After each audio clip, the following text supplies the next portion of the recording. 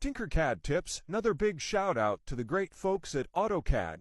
They've made some new updates for TinkerCAD here, and these are targeted mainly at people that are using the iPad or tablets that don't have a keyboard.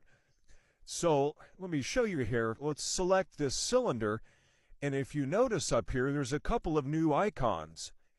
This one here says Shape Work Plane, and if we select an object and click on Shape Work Plane, no matter where that object is or where we've rotated it, you always get back the original work plane when it was introduced to the workspace.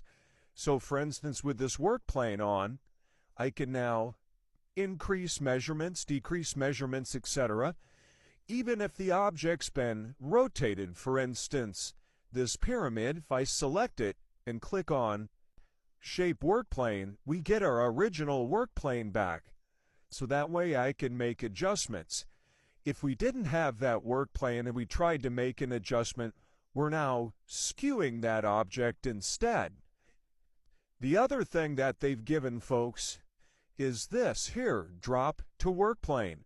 Now I use the D, the keyboard D, to drop to work plane quite often. For instance, here we pull this up. I want it to go back to the work plane. I just hit D and it goes there.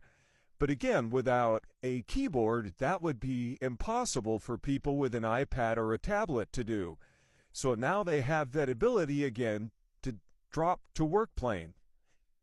So speaking of keyboard shortcuts, a lot of you folks use TinkerCAD on a regular PC, but you may not be familiar with all of the keyboard shortcuts and commands. So let me show you where those are at. If we jump over to Google here and just simply type in TinkerCAD keyboard shortcuts, the first page to come up is this one.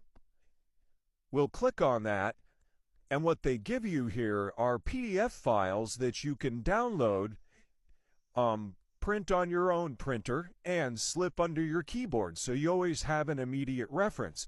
Now I'll put this same URL in the description of this video, and I'll flash it here on the screen as well underneath, so you can quickly go and get this. And believe me, there's a lot of really neat keyboard commands in here that'll help you up your game when working in TinkerCAD. So look for those. They'll be in the description. They'll also be on screen for a moment here. And there you have it. Another great TinkerCAD tip. New updates from AutoCAD. Thanks, guys, and keep them coming.